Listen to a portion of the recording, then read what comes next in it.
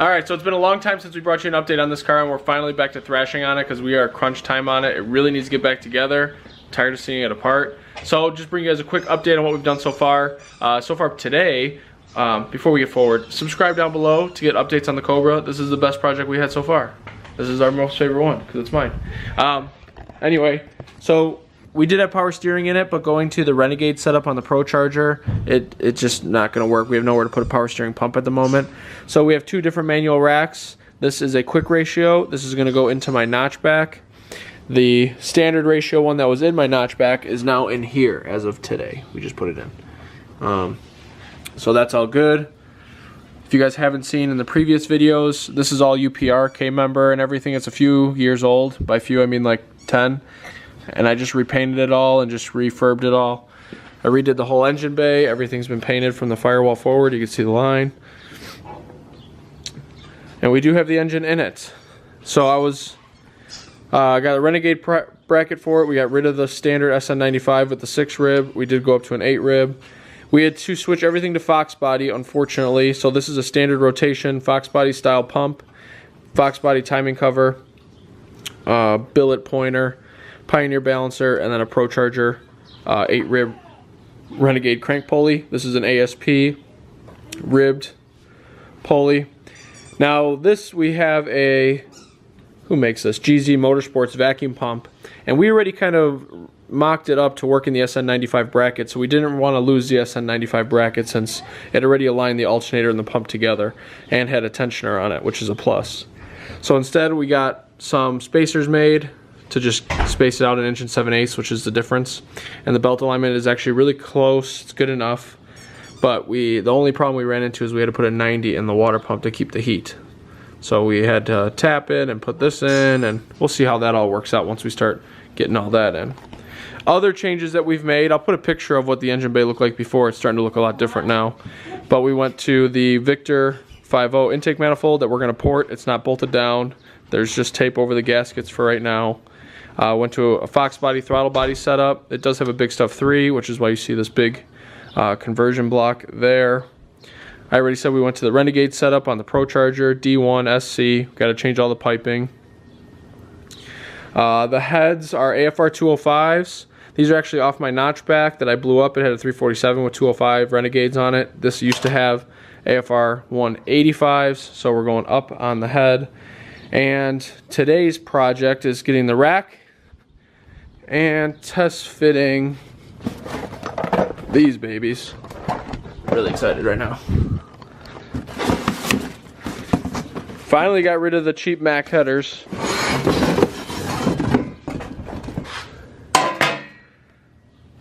These are AccuFab 1 7/8, full hand tigged. Looks like 3/8 plate. Welding top and bottom. It's welded all the way around the inside, and then use a die grinder to make it smooth. 3-inch out.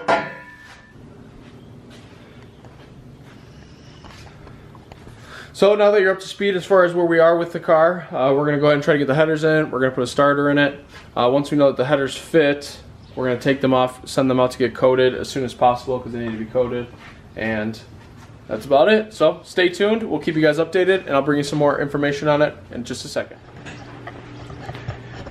So Flaming River Rack does not use factory Mustang tie rods, so I had to remove them. I need longer ones for this is a rack out of a Fox, 94 to 99 or 94 to 04, whatever it is. Uses a 1.5 inch longer tie rod on either side. So I ordered some of those today. They should be in later.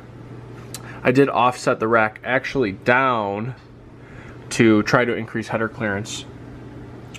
So we got the AccuFab 1 7/8 to 3-inch.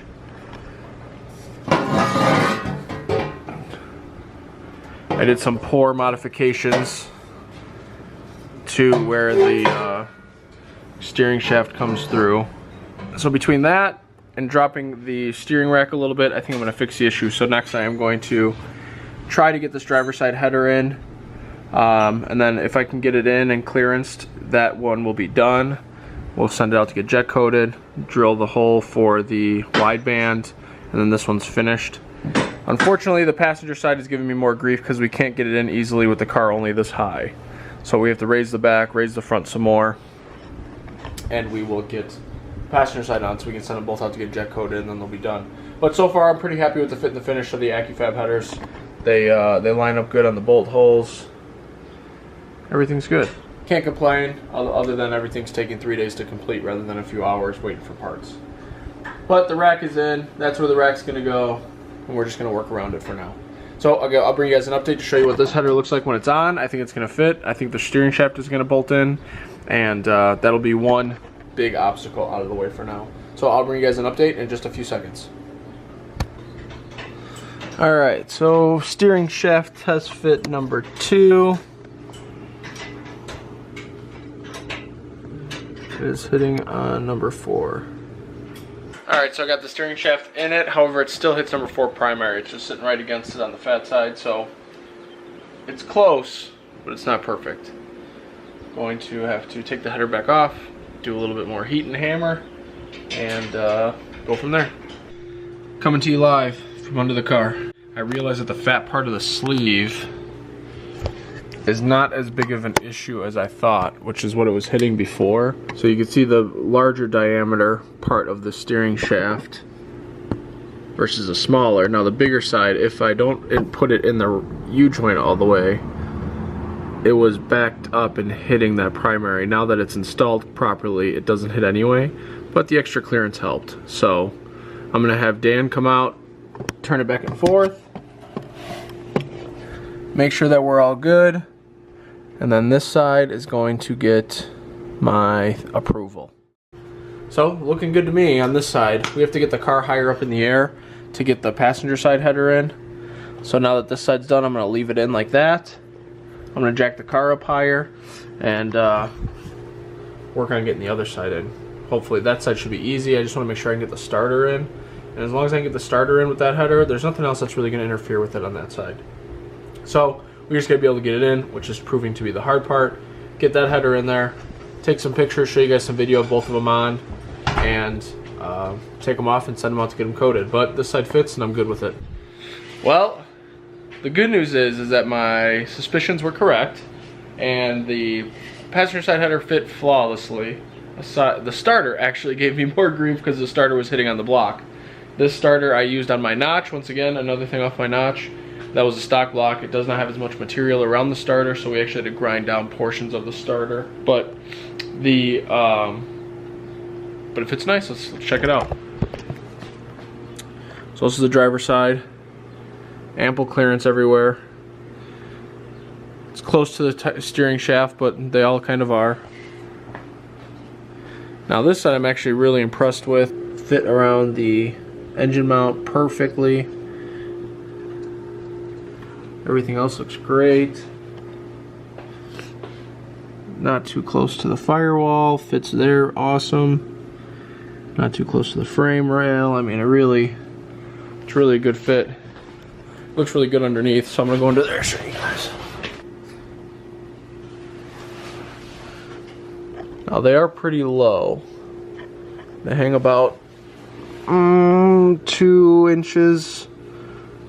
Yeah, I would say 2 inches, maybe almost 3 lower than the oil pan. So they're pretty low.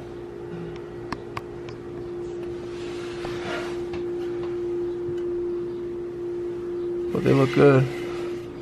This opening here is perfect to get a factory starter in here. Now we did try a high torque mini starter that I have laying around, and that was actually a bigger pain to get in there. We actually didn't even manage to get it in there.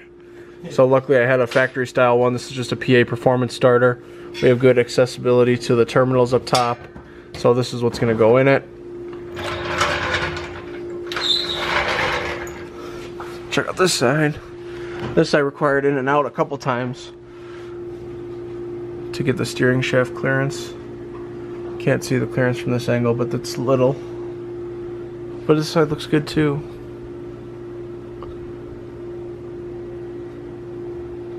Oh, I went the wrong fucking way.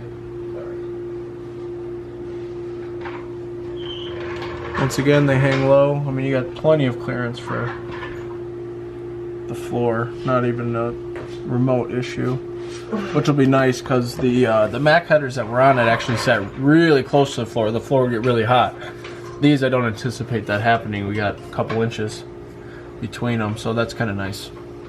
But next we're going to just make sure the K-member's square. I know it's all bolted in here, and this is probably not the time to be doing it, but I really didn't square it up like I should have. So now that I have it all in the air and level like this, we're going to square off the K-member to the rear control arms and pull the headers off, find somewhere to get them ceramic coated, box those up, ship them out, and start porting the intake manifold. Making some solid progress on the Cobra finally, so I'm pretty excited to be laying underneath it. Alright, well, I think that's it for now. We're going to get the K-member squared up, show you guys how we do it, and we'll talk to you guys shortly. Alright, me and Tony in the garage for a couple hours. So I dropped the camera, but it's okay. It hit the soft corner. Good thing the G7X has a little extra protection. But anyway, we dropped a plumb bob from the... You can just see my mark right there. We dropped the plumb bob from the front of the lower control arm bolt and from the front control arm bolt and did 4 corners.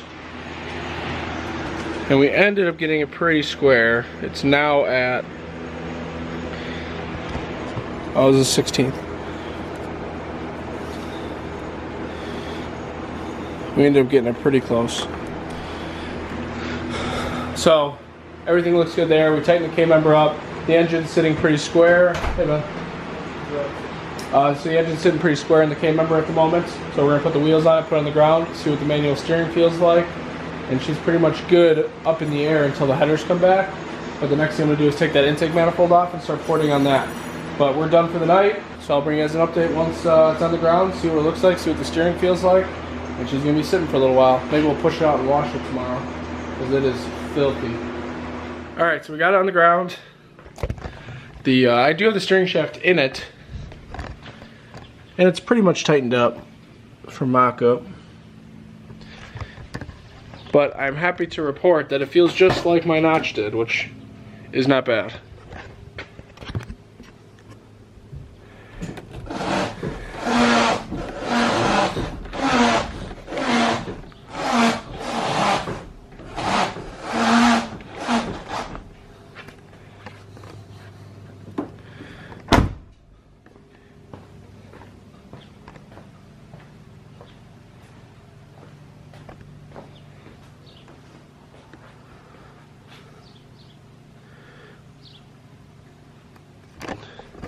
So thank you guys so much for watching. If you haven't done so already, click subscribe below so you can get updates on what we got going on. We have big news coming in the next couple videos.